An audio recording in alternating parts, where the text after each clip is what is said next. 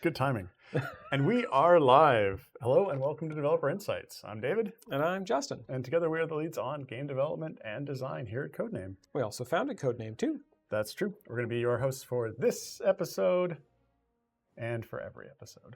Because when we're not here, the show doesn't happen. Yeah, that seems to be the case. We've got a lot of data points on that one. Speaking of which, today is our 159th episode. That's true. You ever feel like we maybe should vary the script a bit during the intro? You mean not do the stuff about us being the hosts for this episode and every episode because when we're not here, the show doesn't happen? Yeah, that stuff. Do you think it's getting a little stale? No, I feel like it brings joy every time we do it. Joy? Really? Well, joy? Okay, joy might be too much. Comfort, maybe? Like a good hug? Yeah, like a good hug. You know, if a good hug were a promise to abandon you at the first sign of hardship. I don't know what kind of hugs you got as a kid, but yeah. Well, this is a dark start. Sorry. Anyway. Yeah. Today we're here to answer development design questions about idle champions. That's true. But if you don't ask any questions, however, you may have to suffer through Justin's one-man reenactment of his new emergency room medical drama, the VICC. The Vic. What? Yeah, my wife's been watching this new medical drama called The Pit, set in Pittsburgh. So I've come up with a spin-off set in Victoria, which is where we're located. Yeah. I don't know that anyone here really wants to see that, honestly. Well, it's a good thing that there are questions in the queue. Yes, every time. You've gotten off easy every time. I know, I haven't had to do a one-man show yet. That's true. We actually don't even know if you can actually do one. Let's not find out. Okay. Anyway, as always, we have pulled forward some questions from the previous show that we didn't get to, and so we will answer some of those while we're waiting for new questions to come in. Apparently they're trying to get me to do one. There's only 3 questions so far. Uh-oh. Uh-oh.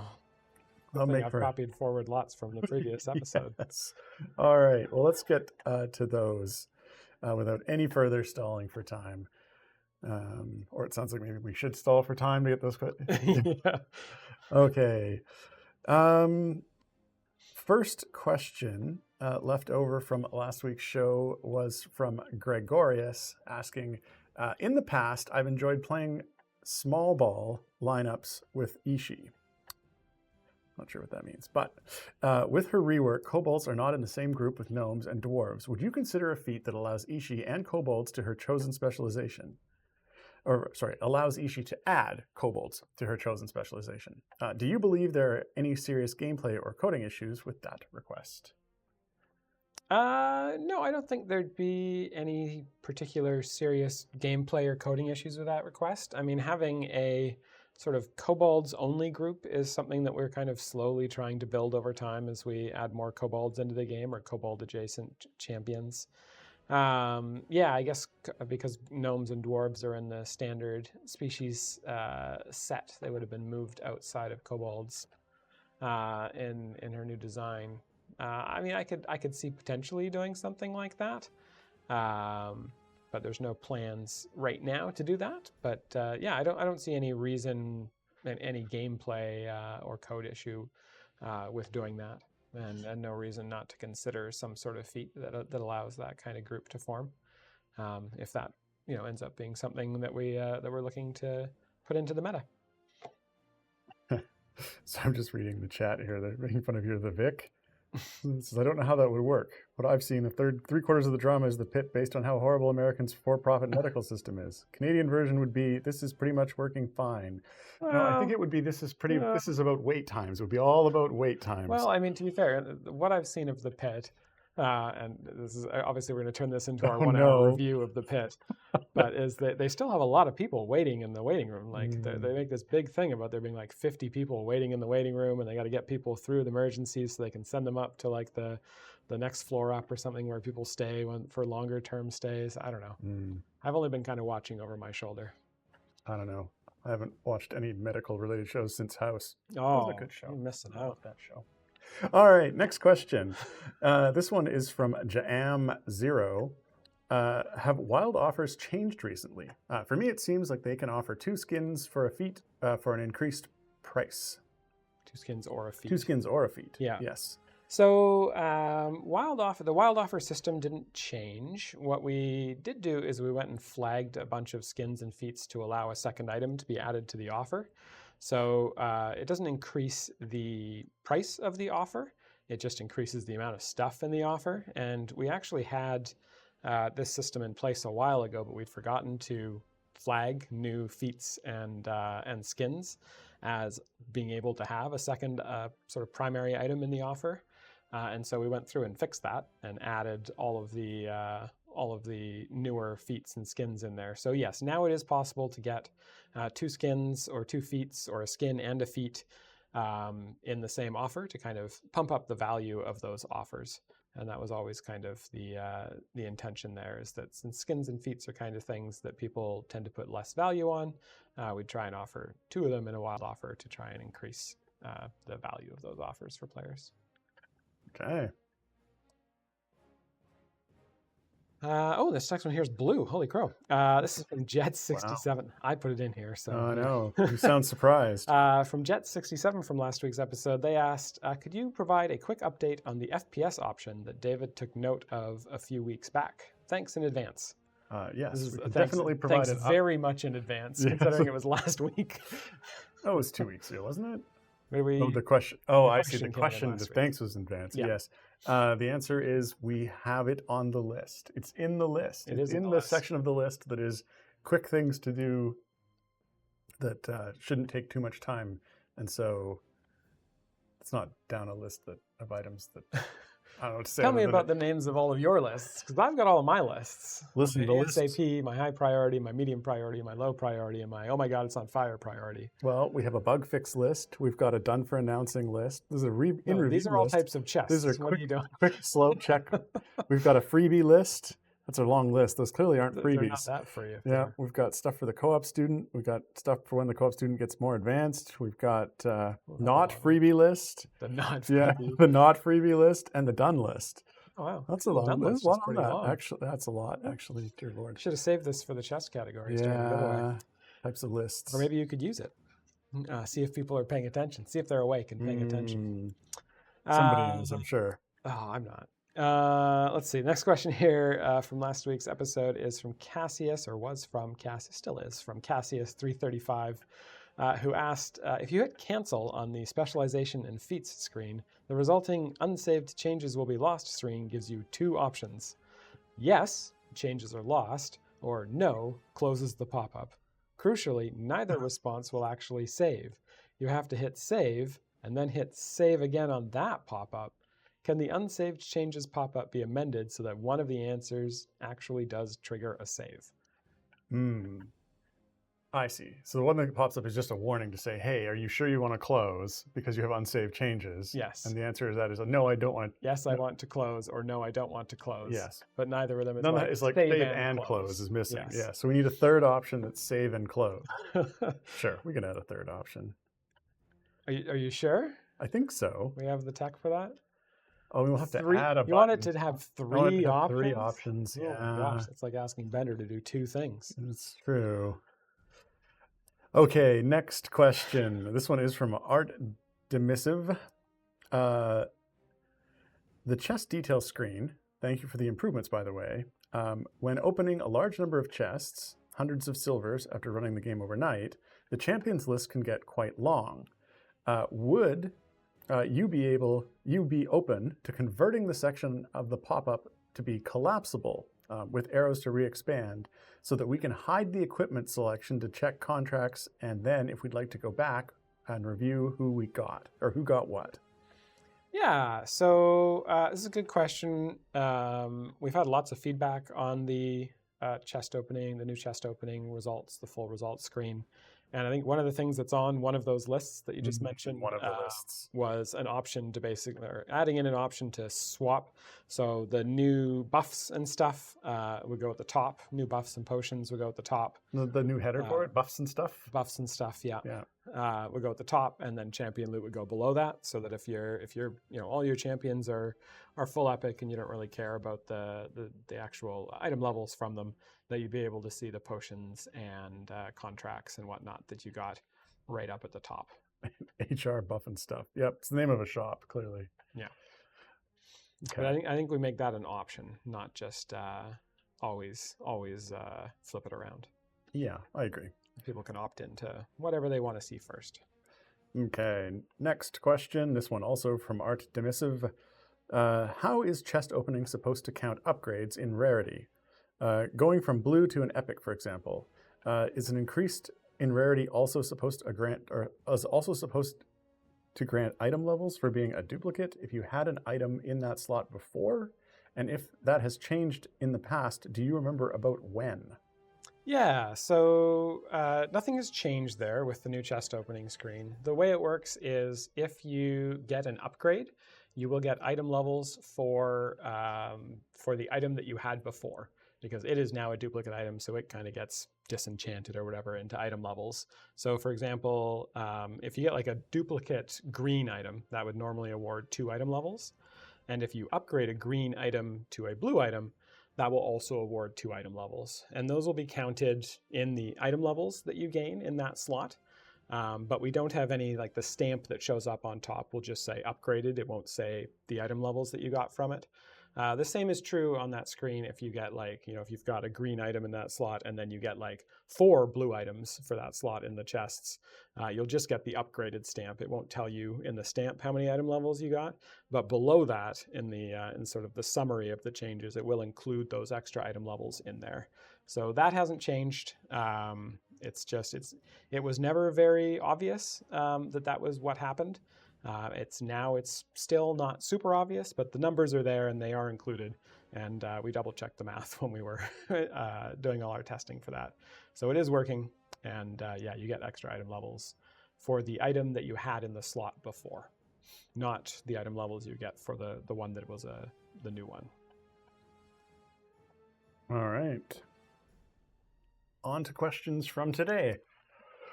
All right, first question out the gate is from Garwar, asking, what was the reasoning behind not just offering every familiar currently available in the wild offer pool to people to purchase if they wanted to? And then a second question, why did people who didn't own all of the familiars get a platinum chest vault instead? Yeah, so for the first one there, for not offering every familiar, we thought that just might be a lot of familiars. We wanted to kind of start out with a smaller group, so that's why we chose, I think at most 30 familiars. And we kind of ordered them by sort of the popularity of people, or that people had them already. So the most sort of popular ones that most people had in their formation or were using were the ones that we kind of prioritized to offer to people. With the assumption being that the ones that were more popular were more likely to be the ones that people liked visually, because you kind of have an option of which familiars you use or which familiars you were purchasing. It probably didn't actually end up that way. Probably what happened was the most popular ones end up being the ones that we have recently sold in like a retirement sale for like $3. So maybe a little swing and a miss there as far as what we offered. I think if we do a familiar vault again, we could consider offering more. We've definitely already talked about kind of whether the pricing was correct in there, but I think that we're learning our lessons from the familiar vault, and I think if we run it again, we'll definitely try some different things. As far as the second part of your question of why people who didn't own all the familiars get a platinum chest vault instead, or why people who didn't own all the familiars got a platinum chest vault instead. So the platinum chest vault is kind of a fallback vault. If you didn't have enough familiars available in sort of the pool to either fill both the bundle and a couple. So I think if you had less than 10 or 15 familiars available in the pool, I think we defaulted you back to a platinum chest vault. And that's just so that we don't offer you a vault. That's empty? Vault sale that's empty. An empty vault? we don't want to offer people an empty vault or a mostly empty vault.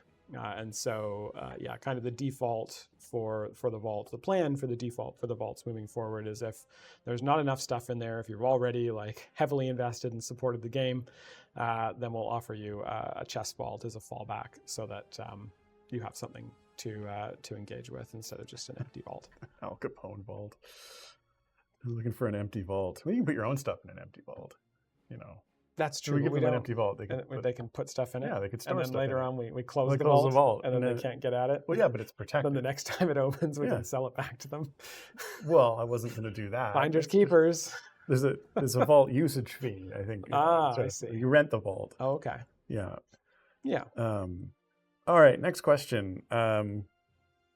This one is from Emote, asking, are Dritz, Azaka, and Dragonbait ever likely to see feats and or abilities that help force them into their campaign like all the other evergreens can /get/have? That's a good question. So, yeah, they're kind of Dritz, Azaka, and Dragonbait were our first 3 evergreen champions, and definitely their designs are a little bit older than sort of the more recent ones. So they don't have those kind of passives. We just didn't have that tech back when we were designing those champions or even reworking them, really. So I don't know. I think if we get to the point where we want to kind of do a rework on one of them, I think it's probably something we would consider. But I don't think they'd be a very high priority for doing a rework. You know, I can't help but notice no one has commented that there's been a buzz in the audio so far. They're just used to it now. We got all those extra bees, those bee sound effects to put in the background. Next question. This next one is from Weapon, asking, can you remove chests for evergreens from the free weekly offers? We can already get items for evergreens from regular gold chests. P.S. I just got 3 free Delina gold chests this week. Sad face. Maybe, probably. I think it's kind of a weird thing, because like brand new players might still want free evergreen chests, and they're going to be pretty rare, because it's going to be pulling from, there's like almost 150 champions in the game. If you have most of those, then evergreens are only going to be 10% of that, maybe a little bit more. So it's not going to happen very often. But I can look and see. At least the core champions, those feel like ones that we might not want to include in there. But I imagine they're only being included in there because they have chest. In fact, it might be it might be only as of last month's chest vault that they're actually showing up in there, because previously they might not have had the data set in a way that the weekly offer system would have detected that they had gold chests to offer. So that might have been a side effect of making sure that evergreen chests showed up in the chest vault, so that new players had some items in the chest vault.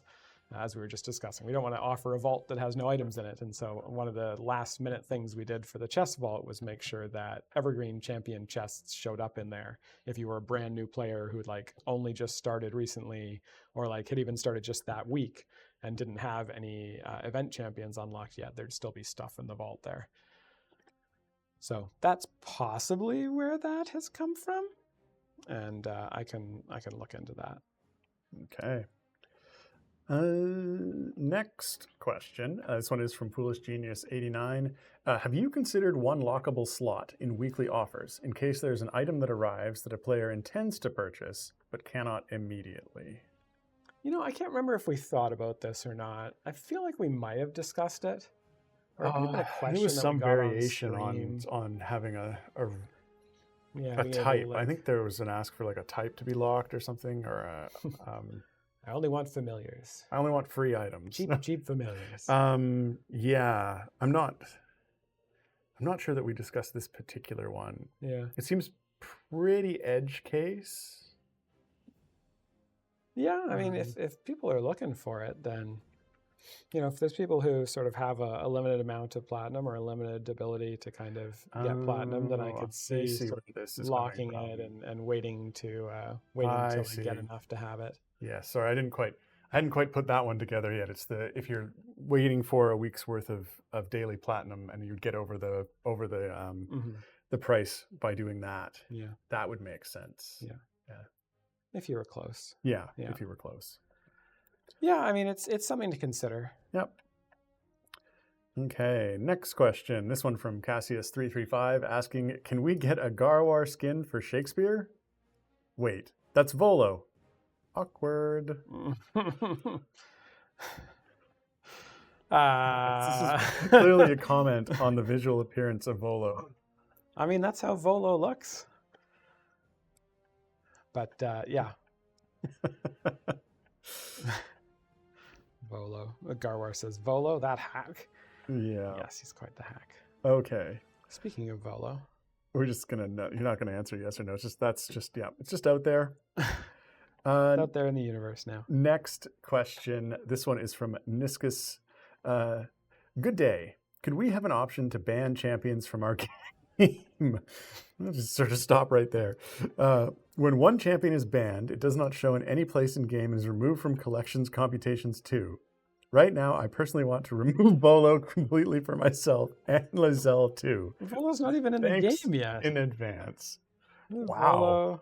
Did Volo come out last month? When are we? How are we? Why are we? What are we?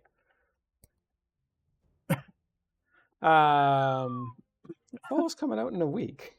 I'm not going crazy. Volo's not in the game yet. You can't remove champions who aren't in the game. No, you got way behind with all those Groundhog Day loops you did. Yeah.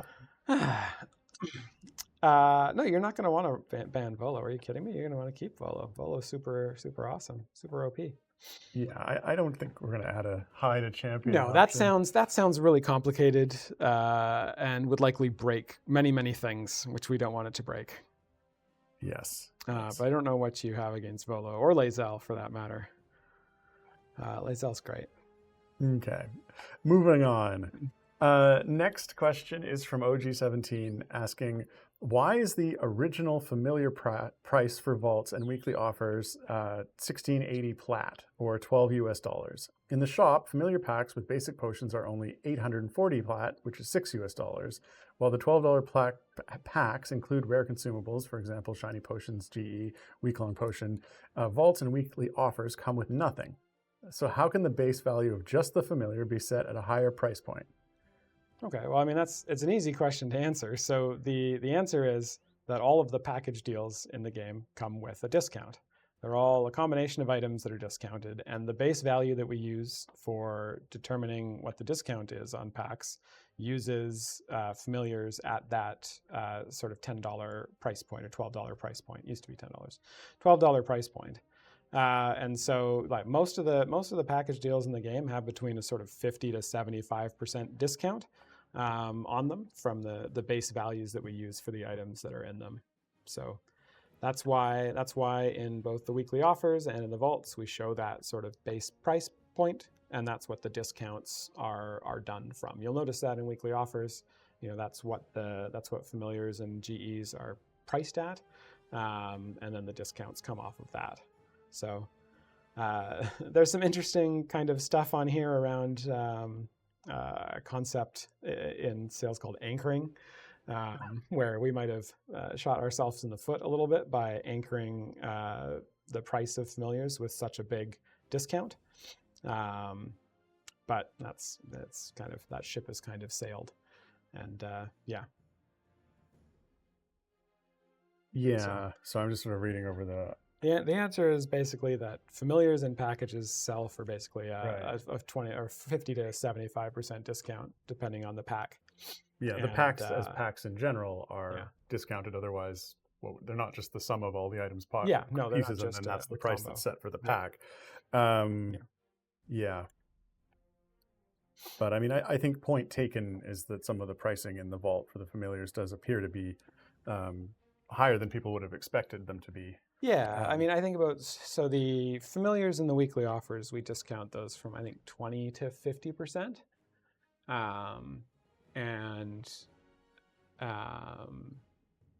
So we went for a 30% discount in the vault and then a 40% discount on the pack. I think if we run it again, we'd probably try another price point there or another discount point. But we kind of have to balance between, like, we don't want the vault to be, we don't want the vault to be the best place, like the cheapest place to buy familiars, because then you'll go into it and you'll just buy 30 familiars and you won't need to buy any of the other packs. some of which are more expensive. It's not just 840 platinum for a familiar. And so there's sort of a balance there between giving players a good deal and shooting ourselves in the foot as far as being able to make enough revenue to pay all the bills. Well, yeah, I mean, we want to give players a good deal, but definitely don't want to go overboard. But like I said, I do think that we'll look at and consider what those prices were and potentially have different prices on that. Yeah, if we run in one the again. future. Or package, the other option is to package them up with additional things as well. So, and then sort of have a higher discount on the group of things. Okay. Next question. This one is from Library of Akasha asking, do either of you read any manga or manhwa? Korean manga. I don't read any manga, do you? I do not. No. Nope. I don't think I've picked up a physical well, or even a digital one yeah. in a very, very, very long time. Yeah, I even stopped kind of reading webcomics a while ago. Is it still a thing? Are webcomics still a thing? I think they are. They're less of a thing. I mean, they're totally. I mean, like they're still a thing. Like I see them all the time, like just scrolling through various feeds and whatnot. But I think sort of the popular ones, like the penny arcades or the PvPs or the Control-Alt-Deletes. I don't know. Those are the ones that I remember from when I was sort of into webcomics. But that was like back in the I feel like those had sort of a more so. cultural significance at the time, and they don't anymore. Yeah. But no manga. No manga. I will watch a good anime, but I don't read any manga. Yeah. Okay, next question. This one is from OG17. Ishi's Monsters ability has never given a non-human stack for human, since they're human as well as kobold, and she rejects humans. But Ishi's new pre-stack spec just looks like looks for the target species, so Hugh does give a stack there.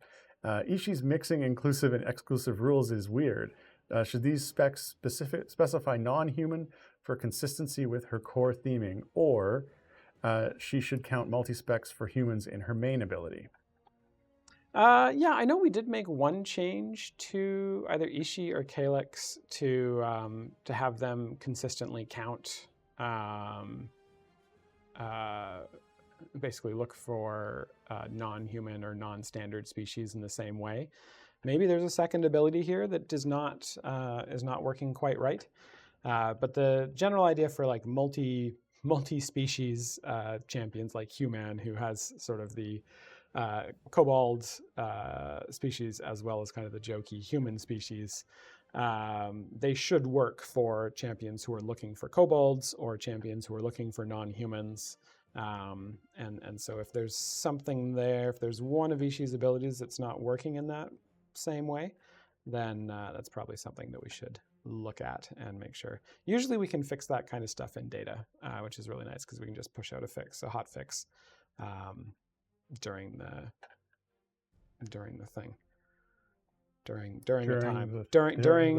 day without having to do a new build. Okay. Monsters are people too. Here, I'll look into. I'll see if I can find that. All right. Let's see. Next question is from Rough Rider 1995, asking, if there are truly champs that you will never rework, why don't you replace them with a non-toxic champ that can be useful in our formation?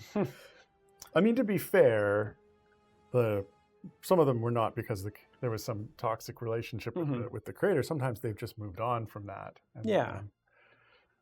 So I mean, so there are some champions that we will probably never rework, and I think you can probably guess at least one or two of them. But that doesn't necessarily mean that they're not champions that people use. There are people who are sort of more interested in building a formation that is fun for them and not necessarily an optimal formation. And so those people are still using those champions. And I think removing champions completely is something we've only done once. And that was not necessarily our choice. But it's not something I'm really all that interested in doing, completely removing champions and replacing them with brand new champions. So yeah, I mean, if players have those champions, we wouldn't want to take them away from them. Yes, we would not want to do that. Yeah. So I mean, my preference is if there's a champion who's low usage, that I'd rework them into something that sort of can be more meta. But yeah, I have no interest in removing I don't champions think and replacing them with different ones. It would be a lot of trouble. It's much simpler to add a new champion, than take away someone's existing champion. Yeah. Yeah. All right. Are you ready for a giveaway, Justin? Oh my gosh, is it only half an hour? It feels like it's been so much longer today for some reason. Maybe it's because we went straight into questions and there were no announcements or fixes or new features. Well, whose fault is that? Yours somehow. What? Wait, how? I don't know. Okay, sure. Anyway, it is 2:30. It is halfway through our show, which means it is time for our world famous, stream famous at least. Well, a couple of people know about this. It's our 42 gold chest giveaway. And the way it works is there will very shortly be a keyword in chat. There it is, BMPCBC test. All you have to do is copy and paste that in. You'll be entered for a chance to win 42 gold chests of your choice. It can be any type of chest that exists in the game, but it does have to be a type of chest that actually exists in the game. You can't just make up a chest type and ask for that. That would be silly. So yeah, there could be like high priority chests, low priority chests, chests for the co-op. What other types of chests could there be? I mean, I'm always a fan of an Appleyard chest, or a Bally chest. Maybe a Bally chest? I do like a crested chest. It's important to have a crested chest, or a forest chest. Forest chests are good. I like a hook build chest. That's a good type of chest too. No, not newts. Maybe an Overberg chest. Sometimes you get a chest that floats, and it's a pond chest. Chickens is close. A pond chest. Turducken McNugget. Yeah. Everyone likes the white-breasted chest. McTribble got it. Oh, types of ducks. Types of ducks. Very good. That was a tough one. And there are lots of types of ducks, so that's a good one. Normally, you just find something, there's only like 10 things in the category, and then you get into super obvious things. Jump right on the mallard chest. That would have done it. Ducks was a good one. Yeah, mallard would have maybe given it away. Yeah, okay. Back to my dog. Turducken McNugget. It really feels like you should have gotten that one. It's right there in your name. They went for chickens first. Didn't hear Daffy or Donald. That would have been, that would have given it away as well. Yes. Okay, next question. This one is from OG17 asking, will existing Beetle and Grim skins be split into 2 purchases after the rework? I'm asking the hard questions. Have we thought about that? Is there a Beetle and Grim rework happening? Oh, yeah, that. We're not doing that. Sorry, why would... So, I mean, so one of the things we did during last year's Extra Life stream is Pete and I came on and we did a sort of mock design session where we talked about potentially what would happen if we were to rework Beetle and Grim and split them into 2 separate champions. So that's, I think, where this question is coming from. I think in that case, my intuition would be to keep...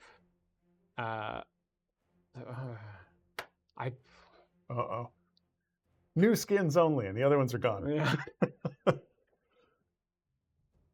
Yeah, I'm not sure what we would do there. My first thought was we just keep the skins on whatever champion kind of survives in the slot. Because the way we would do that is we'd kind of create one new champion, and then one would sort of count as a reworked champion. Though they'd both, they'd both kind of be reworks and kind of be new at the same time. But my intuition would be just keep the skin on Beetle. But you know what we'd probably end up doing? We'd probably end up just creating, two separate skins. And then everyone who has them would just get them both. And then I don't know if we'd split them up for, like if they were in wild offers or something like that, or if they would be separate then. I'd have to think about this a little bit more. Yeah, that one needs a little bit of thought, but certainly I think the current setup is once they split. Yeah, I mean, if we each champion would get a copy of the skin. Well, if we didn't do anything, then just whatever champion survived would keep the skins, and Yes. you'd never be able to see the skins of the other champion. But if we didn't do anything, the champion wouldn't get split. That's So true. If we didn't part do of that anything, process is splitting if we the didn't do skin. anything, the game would probably go down because the servers would die. Whoa. And then, Whoa. Yeah. I feel attacked.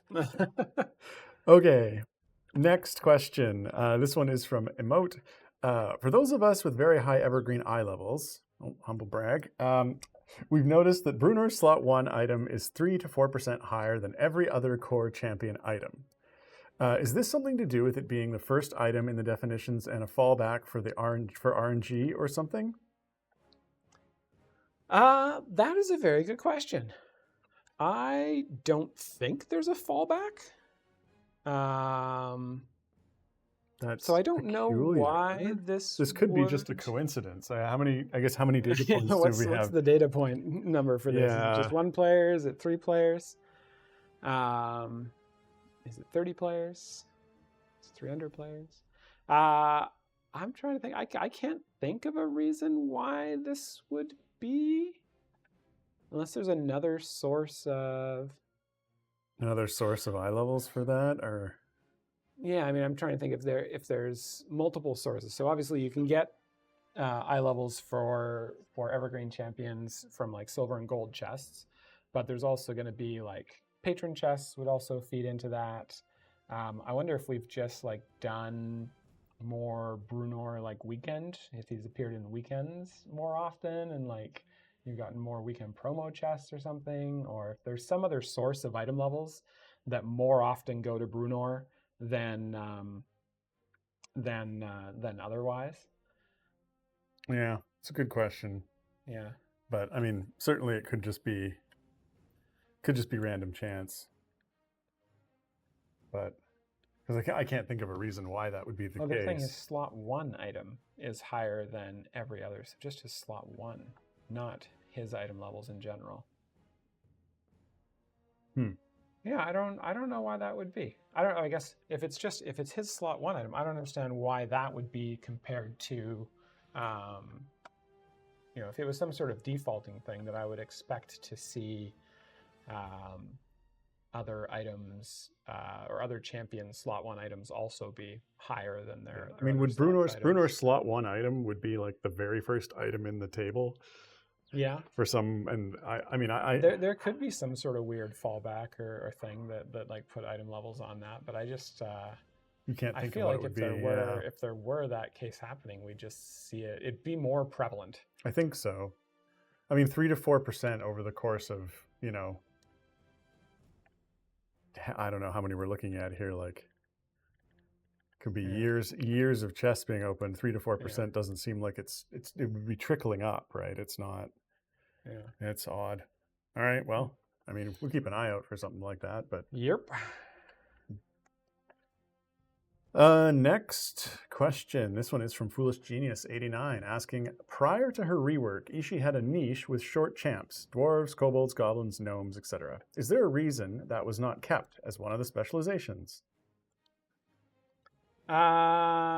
So I would say no, there wasn't a particular reason why that wasn't kept as a specialization. Just had a better idea for a replacement? Yeah, I mean, I think the thing that we were looking at when we were redesigning Ishii, and my apologies if I get this wrong, because as we've mentioned on the show, we redesigned champions about 3 to 5 months ahead of when they're released. Generally, actually, maybe it's about 4 to 5 months of when they're released. So the Ishii redesign, we would have done that back in like November or something like that, November or October. And so I might be a little bit rusty on this, but I think with Ishii, our intention was to lean into just her kind of non-human aspect. And we weren't looking at any other particular of her niches. We were just looking at, she wants to be in formations without any human champions. And then with her specializations, we were kind of looking at this kind of standard species. Or no, we weren't even looking at standard species. Oh, yeah, we were looking at standard species with her. But we split the standard species up into 2. That's right. And so that was kind of the main thing we were thinking when we were looking at her specs, is this kind of standard species versus non-standard species. but mainly we just wanted to avoid having any humans or any incentive to use humans with her. So that was our main kind of focus when we were doing the redesign, and I don't think we were really thinking about this kind of short champions specialization that she had. But I mean, we had another question about that further up, right? So, or from last week's episode. So, from Gregarious last week. So, you know, if people keep on kind of poking about it, then that maybe gives us an incentive to put a feat in there or something that that allows that combination to be used again. And we are always looking for more feat options because there are a number of champions that you know, Chris will come through and be like, hey, I need feats. I need feats for like DLC or whatever, and we'll be like, yeah, they're full. We've done all of their epic feats. We have no more ideas. Every time he asks for an Artemis feat, we just sit there and pull our hair for a little while trying to find something new to do with Artemis. All right. Next question is from the Lurking Writer, asking, Events 2.0 is nearly a full year old. That's true. What are your thoughts on how it's been received by the player base? What aspects, if any, you would like to improve? And unrelated to the previous, a potential update to the healing system in games, since you're currently into medical dramas after all. Emoji.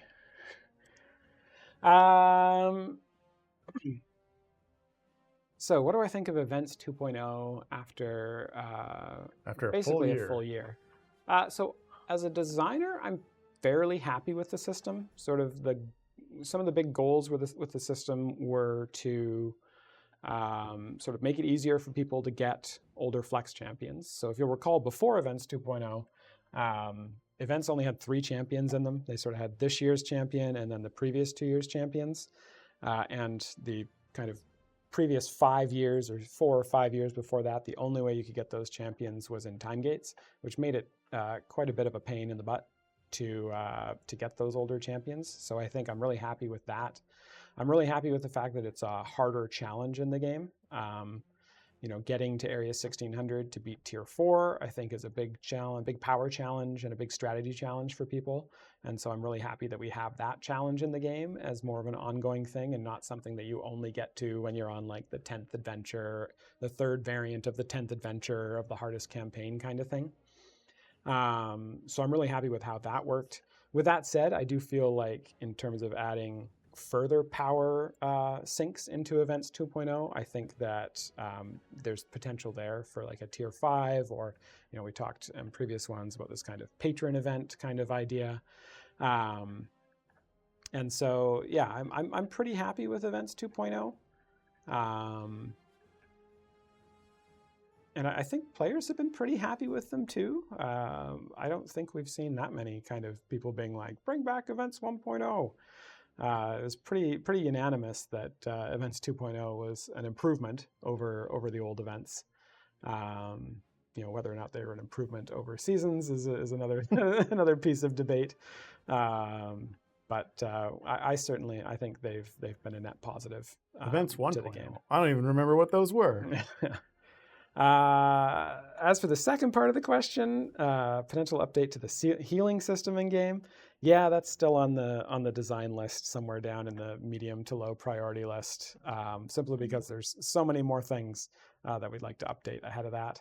And it's tanking and healing stuff in the game is really frickin' hard. Yes. It's when things scale exponentially. When you can have 1 monster attacking you, or you can have 100 monsters attacking you, and you've got a sort of 2 orders of magnitude difference in sort of the incoming damage to deal with there, it becomes very challenging to design a system that can be balanced in all of the different scenarios you want it to be balanced in. So it is not something we've yet figured out, and something I would like to figure out at some point, but it is a little bit further down the priority list than some other things. All right, next question. This one is from Turducken McNugget, who didn't get the duck question. Why doesn't filtering the current adventure in the champion search include those that could be used if you've changed if you change feats. I end up having to scroll every seat unfiltered to look for them. That is a good question. I suspect it is done so that champion search loads in a reasonable amount of time and is responsive, but I could be wrong, and I will ask Peter about that in a very accusatory manner. Yes. Yeah. I mean, I do believe this came up when we were looking at it, and I think I know Jarrett was concerned about the performance of it. I wasn't convinced Yeah, I'm that also not it wouldn't run convinced. fast. It feel like I think his yeah. complaint was like every single champion you need to look at all their feats and see what the effects are and then compare those. But it seems like it really feels like that stuff you should be able to cache on each champion and be like, this champion's base charisma is this, and it has a feat that allows it to be this. Yeah, I mean, there's certainly And then you just look at that edge list. cases where you would have to make sure that you tried it with the feat and then without the feat and then with some other feat and that feat, like all of the combinations of feats, because you could I end up don't with... think we actually need to do that because I don't think there's any champions that actually have more than 4 stat feats or like feats that change their eligibility for adventures. I think that was one of the things that he says, like, you have to try all the different combinations of feats. And I don't think that's actually true. It might be true in one or two places. I think it would be the concern, or it may very well become true in the future. But yeah, I don't think it was 100% straightforward, but yeah. I think it's probably something that that we could take another look at.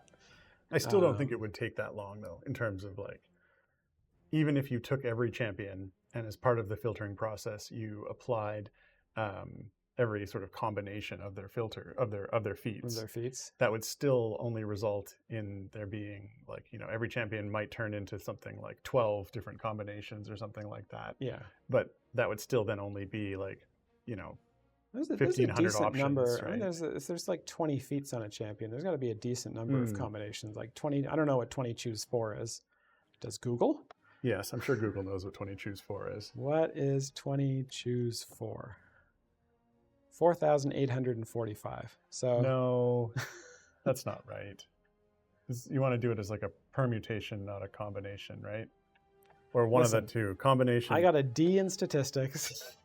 I finished the class. I didn't have to remember anything after the final exam. And clearly with my D, I barely remembered stuff for the final exam. So it feels like... It's like... Do. Why is my browser taking forever? An order doesn't matter. I think... The order doesn't matter, right? I think... So... I think... So it's not a permutation. No, I think it is a choose. Yeah, and objects. We got 20. We're choosing 4. Yeah. Oh, it is 4. Yeah. That's higher than I thought it was. Yeah. I'm going to upgrade my D to a C-. Yeah, there's a lot of combinations. All right. Well, and you can also, the other thing is, like, you don't have to necessarily have 4. It's also, you know, you could have 3 feats equipped. Yeah, but how many champions have a full set of 20 feats? Some. Yeah, but not most, right? Not most. Right. So we're looking more like, let's say 10 instead, right? So most champions have far more than 10. Okay. Well, that would be 210, right? Yeah. But if we did some average and said it's like 1,000 per champion, that's still only like, you know, 150,000 things to check through, which should be doable in like a second or less on anyone's system. Yeah. Anyway. Yeah. A second or less, and then, it's fine. Yeah, and then, yeah. Okay, move on. Next question. We should look at that. Yes. And our apologies for doing math on stream. What? We should really we should really not be allowed to do math on stream. Well, we know it's not a prime number, though. Azaka still has 5. Oh my god, Azaka. See? Who knows what the average is? Well, it's higher than 5 because Azaka is the bottom of the barrel. Okay, next question. This one's from Rough Rider 1995, asking, should champion effects that change due to specialization, like Nova going from 2 to 3 slots, update dynamically, which it doesn't right now? Yes. Generally, we do try to do that. There are some older champions probably where before we had the tech for it, where we didn't bother doing it. But a champion like Nova, I'm surprised that we didn't update that dynamically. I wonder if there's like a translation issue or something there where like localization messed with that.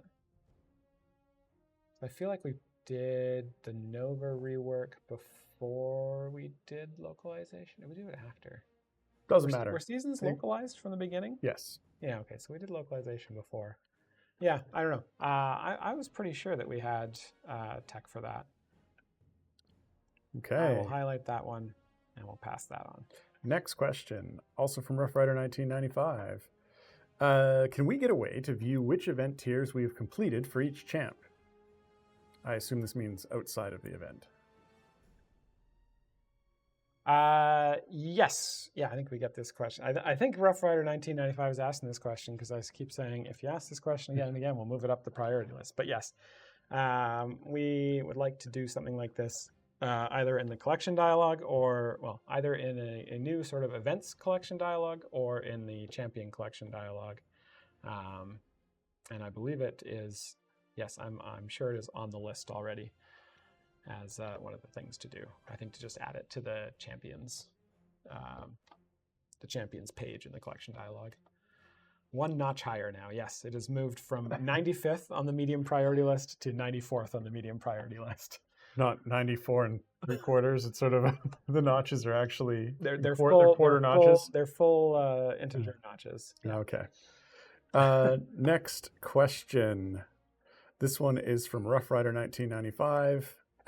Can you please give Sean a list of the final champ event placements so that he can post it in a blog?